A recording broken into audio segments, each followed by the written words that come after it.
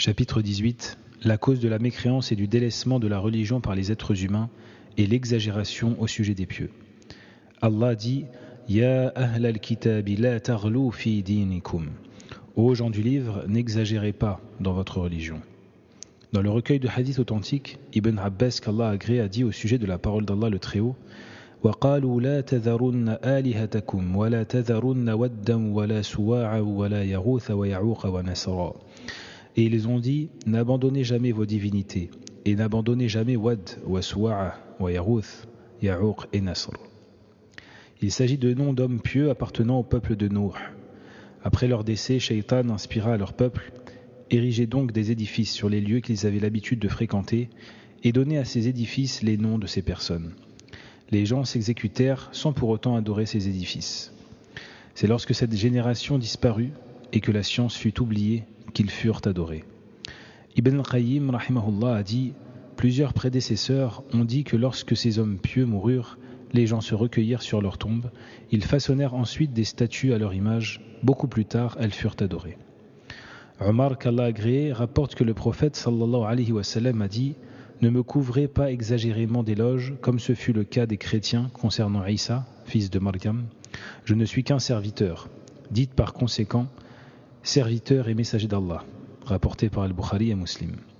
Omar a aussi dit, le prophète alayhi salatu wassalam a dit « Méfiez-vous de l'exagération, car c'est ce qui a causé la perte des générations qui vous ont précédés. » Muslim rapporte d'après Ibn Mas'ud que le prophète alayhi salatu wassalam a dit à 3 reprises « Malheur aux exagérateurs ». Point à retenir, premièrement, quiconque comprend ce chapitre et les 2 suivants se rendra compte de l'étrangeté de l'islam et verra se manifester de manière étonnante l'omnipotence d'Allah et sa capacité à faire se retourner les cœurs. Deuxièmement, savoir que la première forme de polythéisme apparue sur terre est due à une croyance erronée et douteuse concernant les pieux. Troisièmement, connaître la première chose qui a altéré la religion des prophètes, quelle en est la cause, bien que ce soit Allah qui a envoyé ses prophètes. Quatrièmement, connaître la raison pour laquelle les gens acceptent les innovations, bien que les lois religieuses et la saine nature, al-fitra, les rejettent. Cinquièmement, la cause de tout cela est la confusion entre la vérité et la fausseté, avec d'une part l'amour des pieux et d'autre part les agissements de certains gens de science et de religion qui ne désiraient par leurs actes que le bien. Ces actes furent ensuite interprétés différemment par les générations suivantes. Sixièmement, l'explication du verset de la sourate Nuh. Septièmement, connaître la nature de l'être humain. La vérité diminue dans son cœur et la fausseté augmente. Huitièmement, il y a une preuve appuyant les dires des prédécesseurs concernant le fait que l'innovation est une cause menant à la mécréance.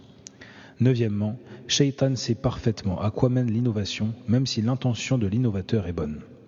Dixièmement, connaître la règle générale, à savoir l'interdiction de l'exagération et la connaissance de ce à quoi elle mène. Onzièmement, l'effet néfaste du recueillement auprès d'une tombe dans le but d'accomplir une bonne œuvre. Douzièmement, l'interdiction des statues et la sagesse résidant dans leur destruction. Treizièmement, la grande importance du récit cité dans ce chapitre, le profond besoin dont en ont les gens malgré leur insouciance. Quatorzièmement, le point le plus étonnant.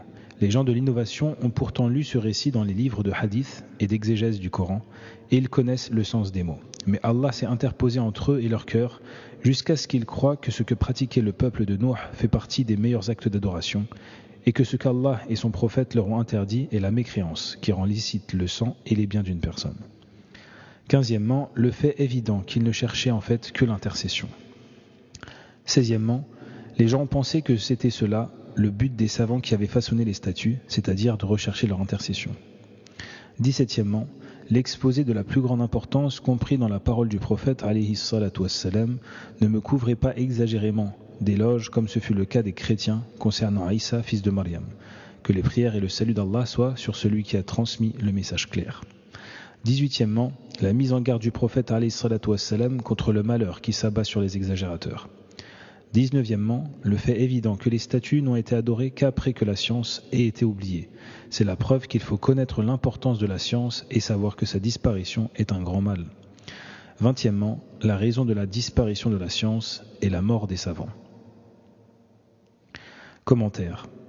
Au travers de ce chapitre et du suivant, le shir explique que la cause du polythéisme majeur est l'exagération concernant les personnes pieuses exagération qu'Allah et son prophète ont interdite, que ce soit à cette communauté ou aux communautés précédentes. Il s'agit donc ici de citer les causes du polythéisme après en avoir cité les fondements et les dogmes.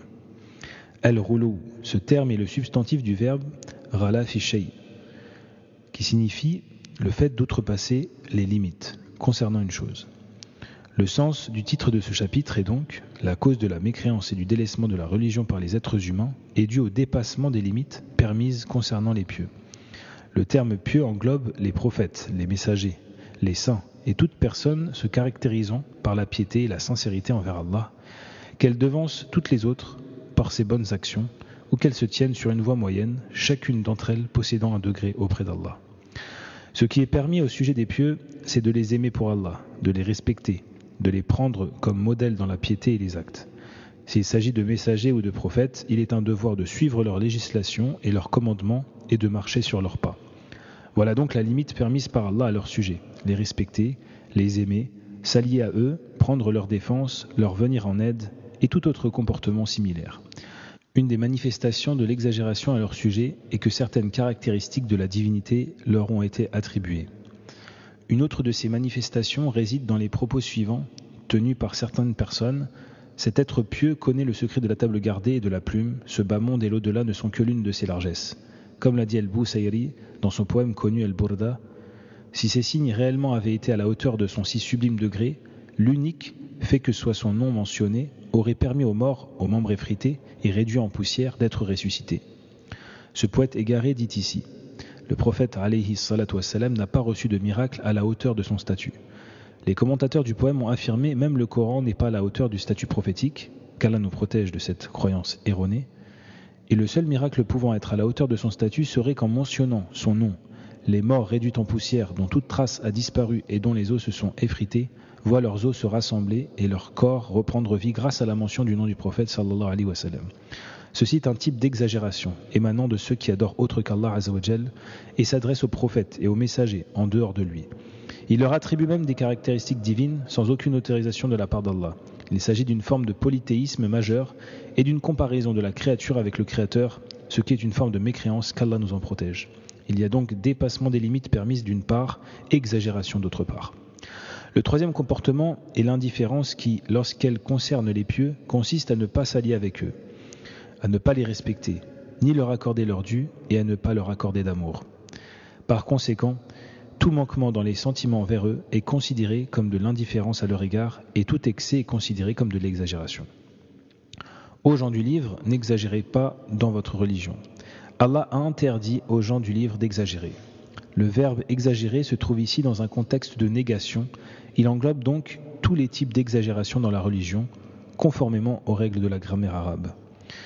Or, si l'on médite sur l'état des gens du livre et sur leurs récits, ceux dont Allah Azza wa Jal nous a fait part, on se rendra compte qu'ils ont exagéré au sujet des plus pieux d'entre eux. Ainsi, les chrétiens ont exagéré au sujet de Isa, alayhi salatu wassalam, de sa mère et de ses apôtres. De même, les juifs ont exagéré au sujet de Uzair, des compagnons de Moussa, alayhi salam, de leurs prêtres et rabbins, et ainsi de suite. Ils leur ont attribué certaines caractéristiques de la divinité et de l'intercession. Ils ont prétendu qu'ils possédaient une part du royaume d'Allah, qu'ils planifiaient les événements ou qu'ils avaient une influence sur ce qui peut se produire dans la création, la propriété d'Allah.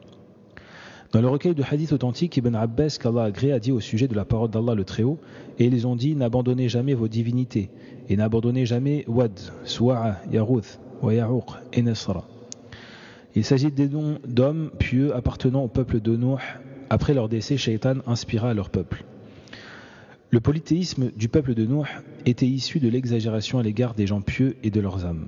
Shaitan vint alors à eux en mettant en avant l'aspect de l'âme de l'homme pieux, de son influence et du fait que quiconque s'attache à cet homme verra ce dernier intercéder en sa faveur. Puis, la vénération de cet homme pieux les a poussés à adorer les images, les édifices, les idoles et les statues, comme l'a dit Ibn Abbas ici, expliquant le fondement de l'apparition du polythéisme. Après leur décès, Shaitan insuffla à leur peuple: érigez donc des édifices sur les lieux qu'ils avaient l'habitude de fréquenter et donnez à ces édifices les noms de ces personnes. Les gens s'exécutèrent sans pour autant adorer ces édifices. C'est lorsque cette génération disparut et que la science fut oubliée qu'ils furent adorés. Ibn al-Qayyim a dit « Plusieurs prédécesseurs ont dit que lorsque ces hommes pieux moururent, les gens se recueillirent sur leurs tombes. Ils façonnèrent ensuite des statues à leur image. Beaucoup plus tard, elles furent adorées. » Ces citations sont un argument dans le sens où ceux qui se sont adressés aux images des hommes pieux étaient des gens de science, et ils savaient qu'ériger des images ne signifiait pas les adorer. Mais ces images de personnes pieuses et d'êtres vénérés devinrent un moyen, une voie et une cause de leur adoration dans le futur lorsque la science fut oubliée. En outre, il est possible que Shaitan s'approche de l'image et fasse croire à celui qui l'observe ou s'adresse à elle que l'image s'exprime, que la bouche de l'image parle, et que l'on entend d'elle certains propos et autres simulacres qui font s'attacher les cœurs aux âmes de ces gens pieux et les incitent à s'attacher à eux. C'est d'ailleurs ce qui arrive aux gens qui se recueillent près des tombes et en adorent les occupants avec Allah Azzawajal, ce qui est une cause de polythéisme. Omar, qu'Allah a agréé, rapporte que le prophète alayhi salatu wassalam a dit « Ne me couvrez pas exagérément d'éloges comme ce fut le cas des chrétiens concernant Isa, fils de Maryam. » Al-Itra désigne le dépassement des limites, encore une fois, mais dans l'éloge cette fois-ci. Comme ce fut le cas, l'adverbe comme, que, est un adverbe de comparaison. Autrement dit, ne me couvrez pas d'éloges comme les chrétiens ont couvert d'éloges le fils de Maryam. Il s'agit donc de la comparaison d'un acte à un autre et non la comparaison ou l'interdiction du type d'éloge. Le prophète sallallahu alayhi wa sallam a interdit qu'on le couvre d'éloges du fait que les chrétiens se sont comportés de la même façon avec le fils de Maryam, ce qui les a menés à la mécréance et le polythéisme, en prétendant qu'il était le fils d'Allah, gloire et pureté à lui. C'est pourquoi le prophète alayhi salatu wassalam a ajouté « Je ne suis qu'un serviteur », dites par conséquent « serviteur et messager d'Allah ». Omar a aussi dit, le prophète alayhi salatu wassalam a dit « Méfiez-vous de l'exagération, car c'est ce qui a causé la perte des générations qui vous ont précédé. Ceci est une interdiction de tous les types d'exagération. L'exagération est donc la cause de tout mal et emprunter la voie du juste milieu est la cause de tout succès et de tout bien. » Muslim rapporte d'après Ibn Mas'ud que le prophète alayhi salatu wassalam a dit à 3 reprises « Malheur aux exagérateurs ». Il s'agit ici de ceux qui exagèrent dans leurs actes et leurs propos, cherchent trop à savoir ou sont trop zélés dans une chose qu'Allah n'a pas permise. Les 3 termes tanattu', itra et ghulu ont des significations proches, incluses dans le terme ghulu. Le shir, qu'Allah lui fasse miséricorde, a donc expliqué que la cause de la mécréance et du délaissement de la religion par les êtres humains est l'exagération au sujet des gens pieux. Le peuple de Nuh a outrepassé les limites concernant les gens pieux, auprès des tombes desquelles ils se recueillaient, tombes qu'ils ont divinisées et qui sont donc devenues des divinités. Les chrétiens ont exagéré concernant leurs prophètes, Isa alayhi salatu wassalam et les apôtres, mais aussi concernant les prêtres qu'ils ont élevés au niveau de divinité avec Allah Azzawajal. Enfin, même dans cette communauté, certains ont attribué au prophète sallallahu alayhi wa sallam certaines caractéristiques de la divinité, alors que c'est exactement ce que le prophète sallallahu alayhi wa sallam a interdit.